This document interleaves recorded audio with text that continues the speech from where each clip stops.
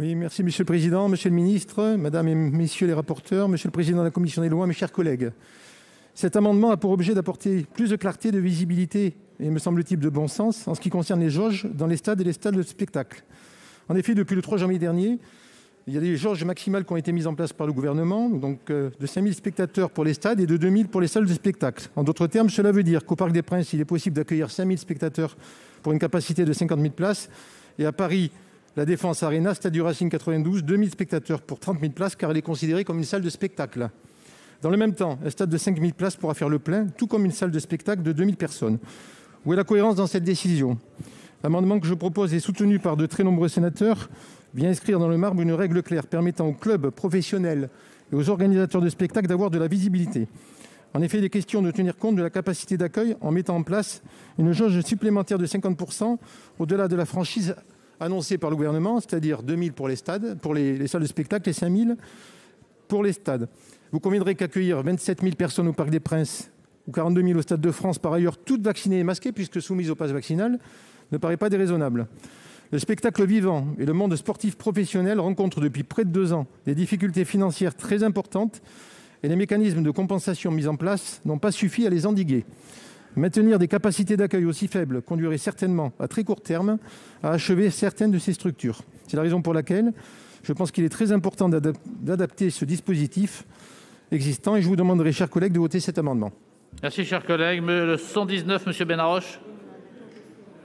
Dans le même sens que l'amendement que vient de défendre M. Lévy, effectivement, il nous apparaît plus opportun de permettre la mise en œuvre de mesures d'encadrement des conditions d'accès et de présence dans certains lieux et dans certaines catégories d'établissements recevant du public en fonction des capacités d'accueil des dits établissements et non pas en valeur absolue qui ne répond en fait à aucun critère objectif d'évitement de la propagation du virus.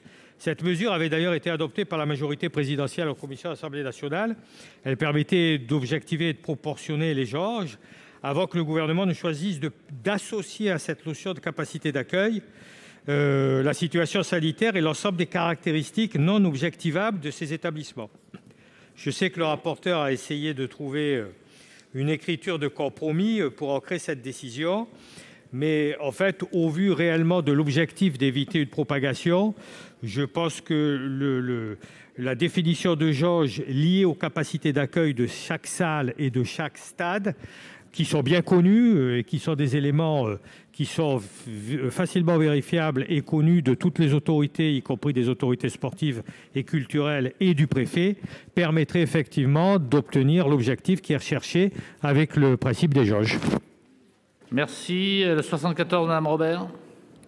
Oui, merci, Monsieur le Président. Écoutez, mes chers collègues, cet amendement va tout à fait dans le même sens, puisqu'il propose d'encadrer l'accès aux ERP en prévoyant que les jauges seront déterminées en tenant compte de la configuration et de la capacité d'accueil des établissements concernés, mais de manière proportionnelle. Et je crois que c'est là où notre amendement est un peu différent de celui du rapporteur, c'est la proportionnalité.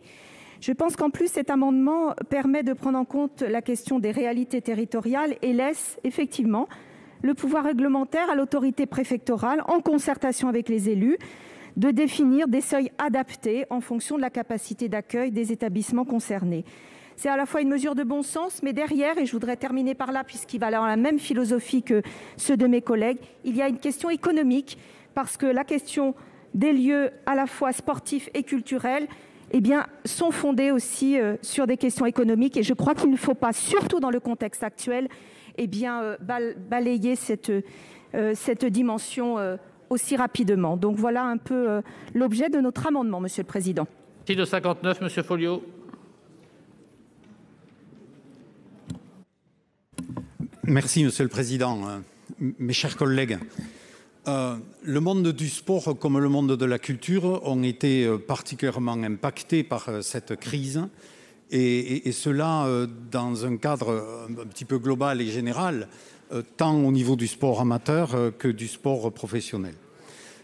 Cet amendement vise, par rapport à la jauge, et on a bien entendu les débats qui ont été ceux au sein de l'Assemblée nationale et la position du gouvernement visant à dire que tous les systèmes de jauge proportionnelle seraient peut-être compliqués à mettre en place. ce qui reste à discuter. Et en ce sens, cet amendement vient en complément des amendements qui viennent d'être défendus à l'instant.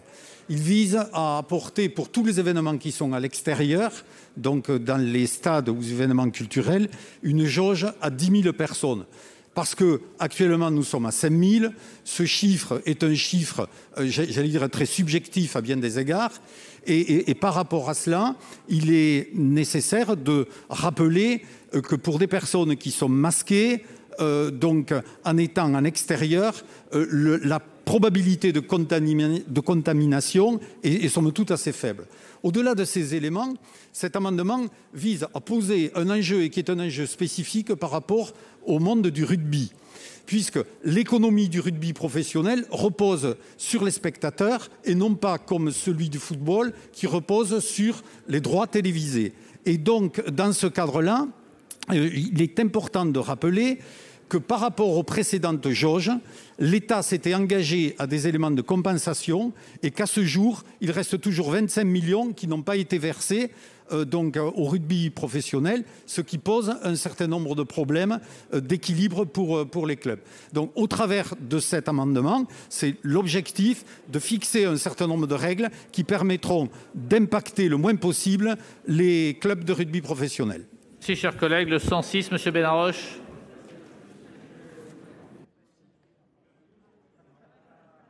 N'a rien à voir avec les 4 précédents, même s'il est étudié en même temps, puisqu'il ne parle pas des jauges. Mais enfin bon, il a été inclus dans la même série.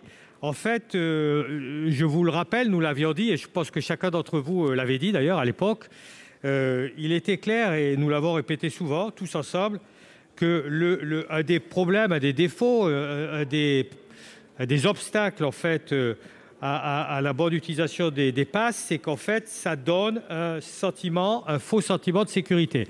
Je vous rappelle les relâchements des gestes barrières que nous avions tous vécus et dont nous avions tous parlé après le pass sanitaire. Si vous vouliez bien écouter un peu l'orateur, ça serait bien. Merci, Monsieur le Président. Merci. Ce sentiment, d'ailleurs, de fausse sécurité, il a été un peu entretenu par un certain nombre de déclarations du ministre, pas de vous, mais du ministre Véran. D'abord par l'annonce à un moment donné de la fin de l'obligation du masque en intérieur, en ERP, dès la mise en œuvre du pass sanitaire. On est vite revenu sur cette mesure, heureusement. Ensuite, des déclarations un peu trompeuses, celle du 22 décembre, je vous la rappelle. On est basique, c'est le ministre qui parle. On veut que quelqu'un qui rentre au resto se dise « les gens qui sont autour de moi sont tous protégés, donc j'enlève mon masque, je peux manger, je risque rien, au micron ou pas au micron ». C'est une déclaration du ministre, hein. Ce n'est pas une invention de ma part ni une fake news. Voilà, donc on voit bien qu'il y a un relâchement des gestes barrières à partir du moment où il y a eu le pass sanitaire, et maintenant qu'il y aura un relâchement des gestes barrières avec le pass vaccinal. C'est un danger pour la propagation du virus, il est bien là. Et si le vaccin a toute son utilité pour éviter les formes graves et pour permettre une guérison plus sûre et plus rapide, les gestes barrières, eux, sont le pilier de la lutte contre les contagions et doivent être reconnus comme ce qu'ils sont essentiels dans la lutte contre cette pandémie. Il est dommage de laisser croire que vaccinés, les gens peuvent s'en passer. Il est important que cela soit affirmé et c'est l'objet de notre amendement. Mes chers collègues, monsieur le rapporteur. Tous ces amendements, Monsieur le Président, vont dans le sens d'une meilleure sécurité sanitaire.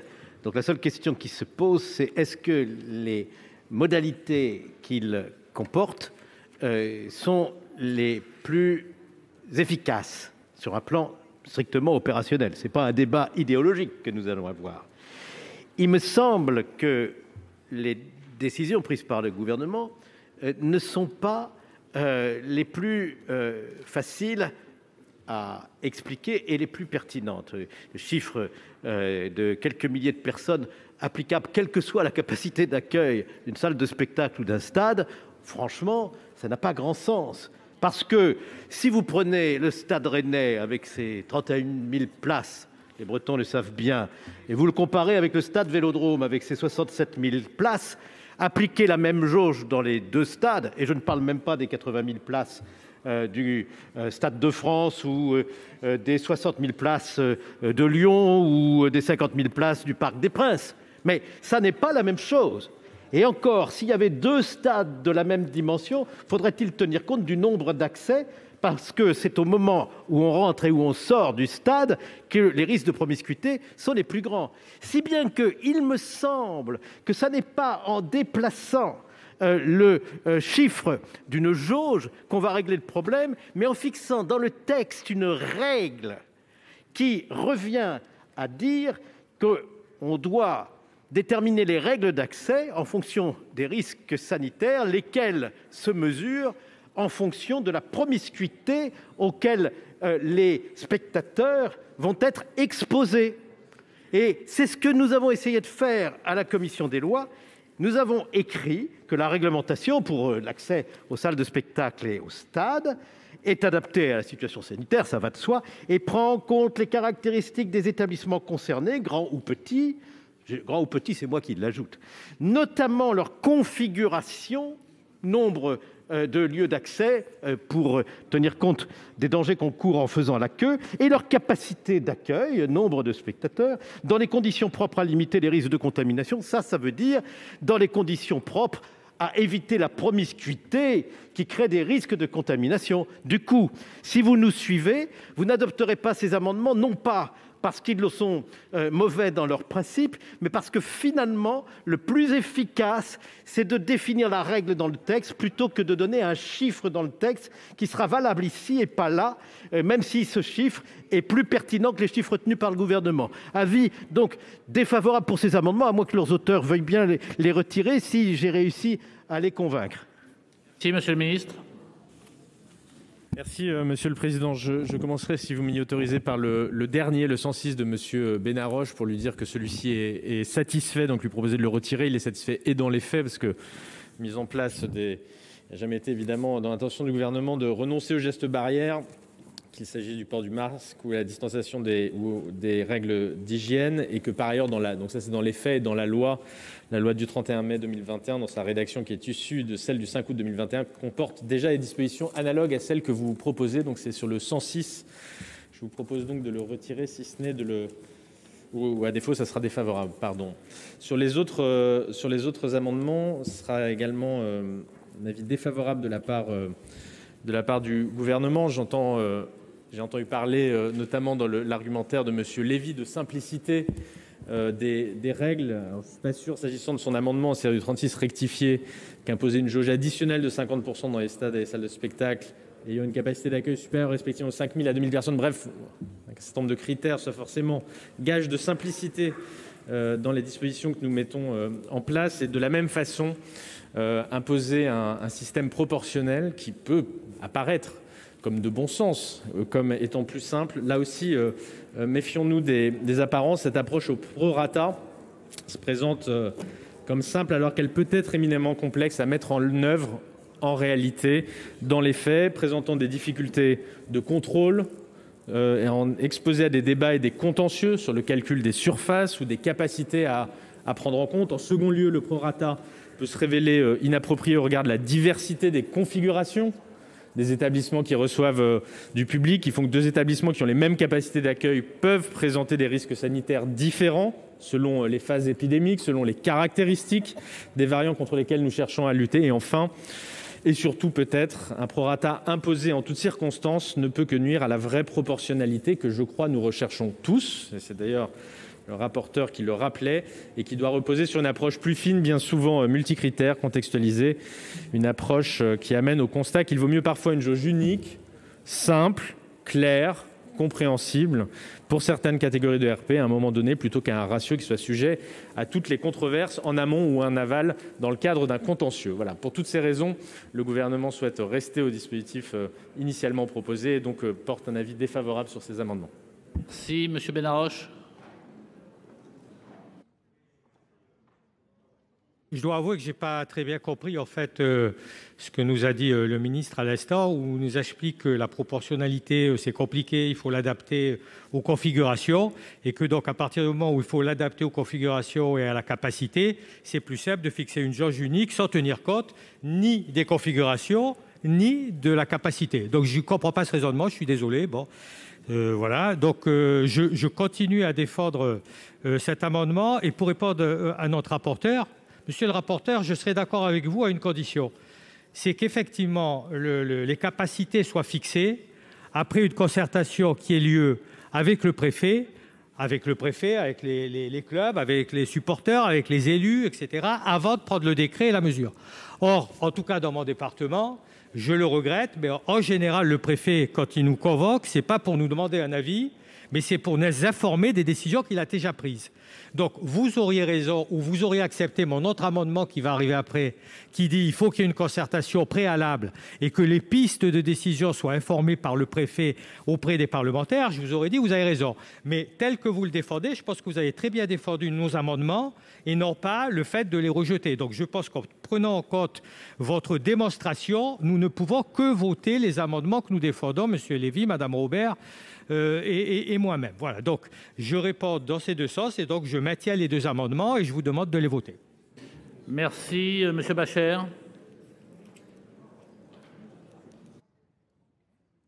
Oui, Monsieur le Président, Monsieur le Ministre, mes chers collègues, j'ai bien écouté notre rapporteur et j'entends que la Commission a bien pris soin d'améliorer largement le texte du gouvernement eu égard aux décisions absurdes qui ont été prises jusqu'à présent.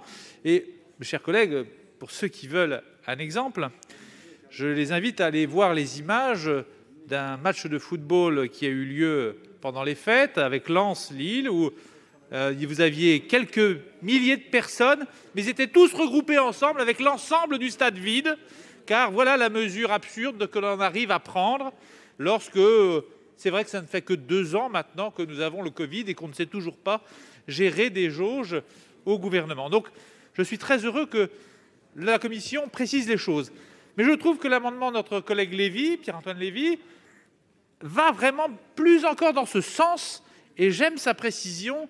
C'est pourquoi, pour une fois, je ne suivrai pas le rapporteur et j'espère qu'il ne m'en voudra pas. Je trouve que cette précision de 50% est la bienvenue. Car j'entends, monsieur le rapporteur, que vous dites que c'est au moment où il y a les accès qu'on peut se contaminer.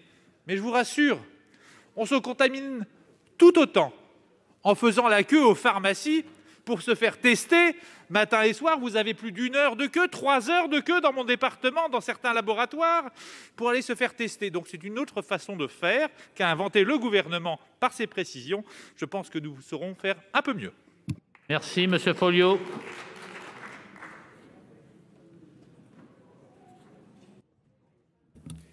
Oui, monsieur le ministre, je suis quand même assez surpris par votre réponse. Alors vous nous dites, on veut quelque chose, et c'est la position du gouvernement, de clair, de précis et d'indiscutable. Vous n'avez à aucun moment répondu à la question que je vous ai posée, en quoi une jauge de 10 000, qui est claire, précise et constante, est-elle pose plus de problèmes qu'une jauge de 5 000 ? Je crois que ça serait intéressant que vous puissiez nous expliquer comment, et je rejoins ce que vient de dire notre collègue, c'est que souvent il y a des phénomènes où les personnes sont regroupées dans des parties de stade, et que par rapport à cela, je rappelle tous les efforts qui ont été faits pour répondre aux demandes du gouvernement par les organisateurs, donc visant à interdire les buvettes, visant à faire de telle sorte que les hospitalités se fassent assises et non plus debout. Donc, dans ce cadre-là, il n'y a pas de difficulté. Et vous n'avez pas non plus répondu à la question que je vous ai posée par rapport aux précédentes contraintes qui ont été celles voulues par le gouvernement au travers de ces jauges. Ça a eu des conséquences économiques pour lesquelles le gouvernement s'était engagé de les compenser intégralement. Aujourd'hui, il reste toujours 25 millions d'euros donc, qui n'ont pas été versés au club de rugby. La question que je vous pose, monsieur le ministre, c'est de savoir quand allez-vous verser ces sommes-là? Et comment voulez-vous qu'on vous fasse confiance sur un nouveau schéma alors que pour l'ancien, je veux dire, les éléments de compensation n'ont pas été apportés comme le gouvernement s'y était engagé. Donc ça nous interpelle par rapport à ça. Alors pour ces raisons, monsieur le Président, je maintiens mon amendement. Il n'y avait pas de demande de retrait d'ailleurs. Madame Robert. Oui, rapidement. Monsieur le ministre, en fait, ce que vous avez répondu, c'est exactement ce qui a été répondu à l'Assemblée nationale, puisque vous savez très bien que c'est un amendement qui était passé en commission. Deux choses. Le premier, vous dites que ce n'est pas possible de mettre en œuvre ou que ce serait compliqué. Pouvez-vous expliquer pourquoi ce serait plus compliqué? Et la deuxième chose, que ce serait source de contentieux. Si l'on prend en compte justement par notre amendement, et d'ailleurs M. Benarroche l'a dit, le fait que les réalités territoriales, par le pouvoir réglementaire et par l'idée de concerter avec les élus, le préfet, pour que, en fonction de la configuration et de la capacité d'accueil, il y ait cette proportionnalité qui s'applique, je pense qu'au contraire, non seulement on prend en compte les spécificités territoriales, mais on est attentif à la configuration et à la capacité des lieux, et on applique la proportionnalité des capacités d'accueil, justement, en la matière. Donc, je trouve que ce serait un complément intéressant à l'amendement qui a été proposé par le rapporteur, et ça permettrait en tout cas de mettre les élus dans la boucle et que ceux-ci puissent être également, en tout cas, concernés par le sujet. Je vous remercie. Merci, chers collègues. Monsieur Lévy. Oui, Monsieur le Président. Désolé, Monsieur le rapporteur, vous ne m'avez pas convaincu. Et donc, je vais bien sûr maintenir mon amendement. Monsieur le ministre, j'ai du mal à comprendre effectivement pourquoi il est très compliqué de calculer une jauge maximale, sachant que tous les stades ont une capacité d'accueil. Et cette proportionnalité, il est très facile de la calculer, donc de donner à l'organisateur du match le nombre de places qu'il peut vendre. Et c'est aussi difficile de contrôler le nombre de places avec cette jauge finalement que les 2000 personnes, puisque vous n'avez pas plus de chances qu'ils soient réellement respectés ou pas. Donc cette proportionnalité, elle va venir justement régler des absurdités, notamment celles que l'on a vues. Je rappelle ce qu'a dit Jérôme Bascher lors du match, le dernier match de Lens, puisque les 5000 spectateurs étaient exactement dans la même tribune, pour des raisons d'économie, puisque quand on met tous les spectateurs dans une tribune, ça évite de mettre des stadiers dans tout le stade. Et comme déjà, ils perdent beaucoup d'argent, les clubs professionnels, ils essayent d'en économiser comme ils peuvent. Donc, moi, je ne comprends pas votre raisonnement, monsieur le ministre. Donc, bien évidemment, cet amendement, ainsi que celui de monsieur de Folliot, viennent essayer d'aider les clubs professionnels à perdre le moins d'argent possible. Et pourquoi faire payer à l'État, finalement, ce que sont capables de payer les gens, puisqu'ils veulent avoir un match. Ils sont vaccinés, puisque vous voulez refuser l'accès au stade des personnes non vaccinées. Donc, au Stade de France, je pense qu'on peut mettre 40 000 personnes sans aucune difficulté. Donc, moi, je maintiens cet amendement et j'espère qu'il sera voté. Merci, chers collègues. Monsieur Gay. Merci, Monsieur le Président. Monsieur le Ministre, c'est exactement ce que vient de dire notre collègue. Pourquoi, en réalité, cette règle de 5 000, elle est un peu absurde? Parce qu'un stade où il y a 40 ou 50 000 places, si vous avez 5 000 personnes, vous perdez de l'argent. Vous n'avez pas l'hospitalité ni les buvettes. Qu'est-ce que vous faites? Vous ouvrez qu'une tribune de 5 000 places et donc il n'y a aucun écart d'un siège sur deux. Alors que si on y va sur la proportionnalité à 50%, en disant on ouvre entièrement les stades, quelle que soit la capacité, qu'elle soit de 10, 20, 50 ou 80 000, et on impose qu'entre une personne ou un groupe de personnes qui vient ensemble, un siège d'écart. Et là, pour le coup, on accompagne y compris les clubs à passer cette crise, et parce qu'ils perdront évidemment 50% des places, mais c'est bien plus compréhensible, à mon avis, comme ça, que ce que nous imposons, 5 000 places dans un stade de 5 000 ou 5 000 places dans un stade de 80 000. Évidemment, le stade de 60 ou 80 000 ne va pas ouvrir l'ensemble du stade, alors qu'il va perdre beaucoup, beaucoup d'argent. Donc on devrait là aussi, je crois, écouter les clubs et apprendre de la crise que nous venons de vivre depuis 2 ans pour se dire que refaire cette jauge de 5 000 n'est pas efficace et n'est pas tenable économiquement, et que nous pouvons proposer autre chose à l'ensemble des clubs et des supporters et des supportrices qui ont envie aussi de vivre des moments un peu de solidarité, de fraternité et de divertissement dans cette période. Je vous remercie. Collègue, Monsieur Chassaing. Président, Monsieur le Ministre, effectivement, je pense qu'il faut quand même, bien sûr, faire attention parce qu'on a une contagion extraordinaire avec le variant Omicron, mais je pense que ce que propose de mettre en place Monsieur Lévy, alors peut-être ça peut être amélioré, mais moi je voterai cet amendement.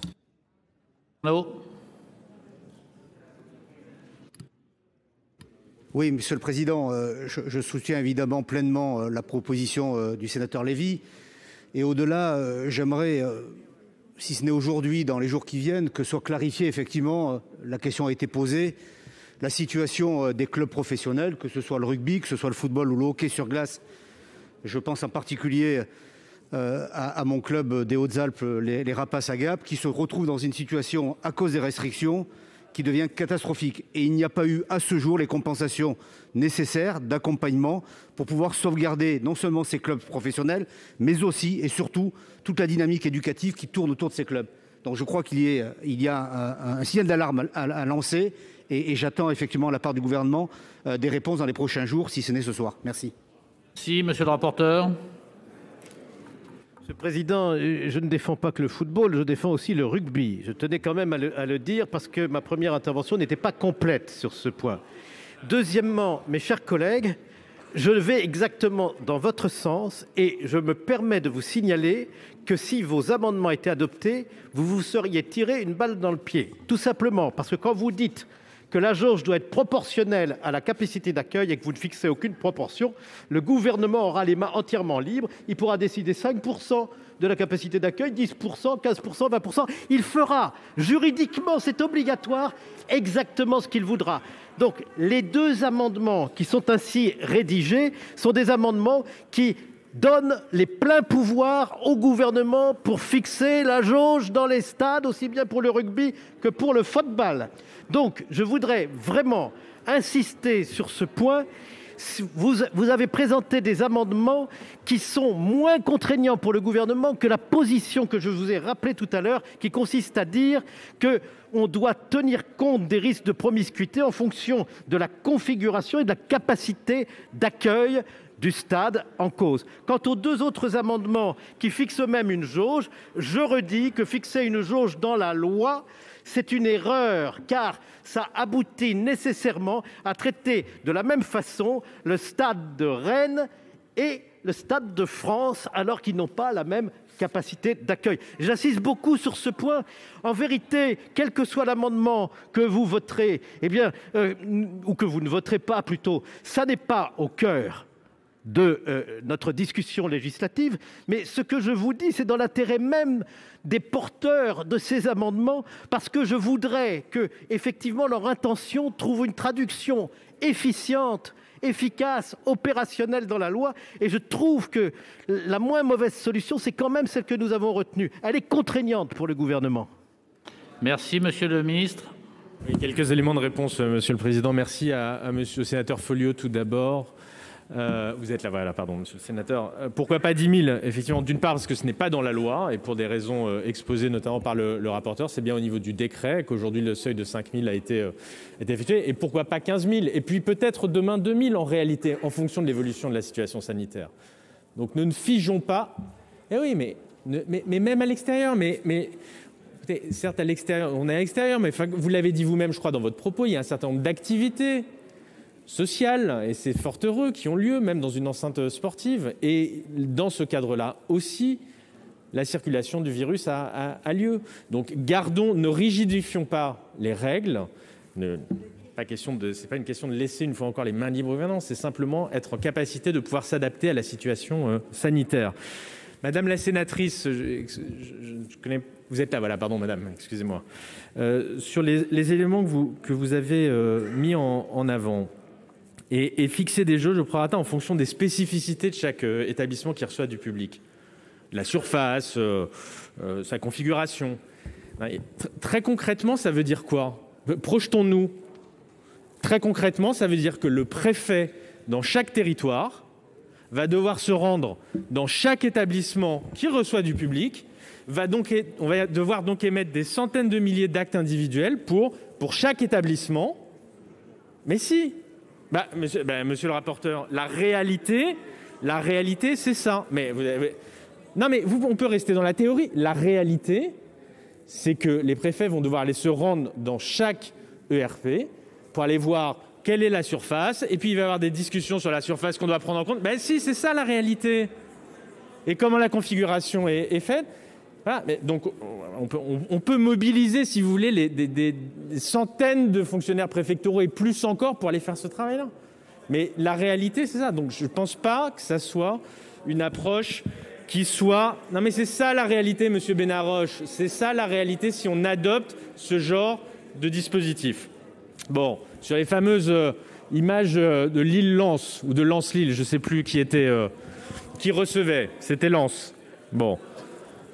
Alors, on a tous été un peu surpris, effectivement, de voir ces 5000 supporters dans la même tribune. Soyez rassurés, soyez-en convaincus. Et vous le savez, depuis plusieurs mois, dans les protocoles, il est inscrit que ce type de situation ne doit pas arriver. Et la ministre des Sports a rappelé, et rappelle sans cesse, et après cet événement, que dans les protocoles, il est écrit que ce type de configuration et d'organisation du public ne doit pas avoir lieu. La ministre des Sports l'a encore rappelé aux exploitants des clubs et des stades récemment suite à cet événement. Enfin, comme cheval du sport, vous dire quand même que le ministre des Sports et le ministre de l'Économie sont évidemment attentifs à soutenir les clubs sportifs, notamment face aux difficultés financières qu'ils peuvent recevoir. Je suis un peu étonné d'entendre dire que rien n'est fait, comme ça vient d'être dit, au bénéfice des clubs sportifs. Je pense que c'est assez loin de la réalité. Et enfin, rappelez quand même que la discussion que nous avons, pour conclure, a lieu dans le cadre d'une situation sanitaire où plus de 300 000 de nos concitoyens sont contaminés chaque jour. C'est quand même ça, encore, la situation aujourd'hui. Et que, dans un certain nombre de pays voisins du nôtre, les établissements dont nous parlons là, ils sont fermés. Ils sont tout simplement fermés. Voilà. Donc la politique mise en place par le gouvernement, avec les règles qui sont proposées, permettent le maintien de l'activité, permettent de pouvoir s'adapter au plus près à l'évolution de la situation sanitaire, permettent de concilier à la fois la sécurité des Français et la poursuite de l'activité économique des uns et des autres, avec le soutien nécessaire, parce que les uns et les autres rencontrent effectivement un certain nombre de difficultés. Voilà, Monsieur le Président, pour ces quelques éléments de réponse. Encore une demande d'intervention, et puis ensuite on passe au vote. Monsieur Bonus.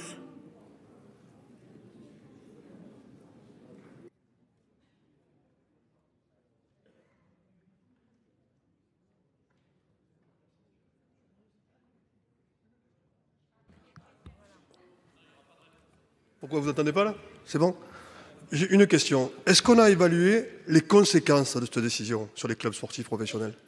Les conséquences aujourd'hui, un stade à 5000, mettons comme Lyon PSG samedi, combien l'OL a perdu? Quand on reçoit, Monsieur le Ministre, quand on reçoit 5000 personnes sur un stade à... Pardon? Quand on reçoit 5000 personnes... Non, il faut le remettre correctement. Sur le nez, voilà. Ouais, ça va. Quand on reçoit 5000 personnes sur un stade à 70 000, j'ai eu le président de l'OL, les conséquences financières sont énormes. Vous savez, dans les galeries marchandes, chaque week-end, il y en a 100 000 qui rentrent. Ce week-end, à Toulon, il y en a 100 000 qui sont rentrés, c'est le directeur qui me l'a dit. Aujourd'hui, nous avons des stades vides, et malheureusement, nos clubs, chaque fois qu'ils font un match, ils perdent un argent considérable et ça ne peut pas être rattrapé. Moi, sincèrement, je vais voter l'amendement de M. Lévy parce que je le trouve juste et loyal vis-à-vis de nos clubs professionnels, que ce soit rugby, foot ou autre discipline. Merci, chers collègues. Donc, je mets aux voix l'amendement 36 avec 2 avis défavorables de la Commission et du gouvernement. Qui est pour?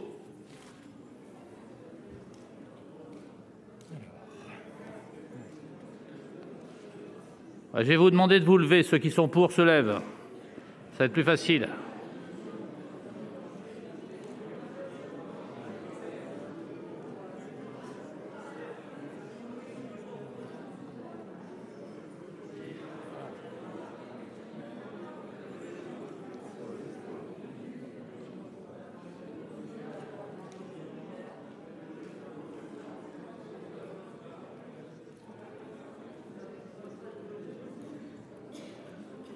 C'est 54.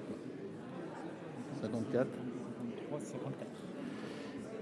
Merci, vous pouvez vous asseoir. Que ceux qui sont contre se lèvent.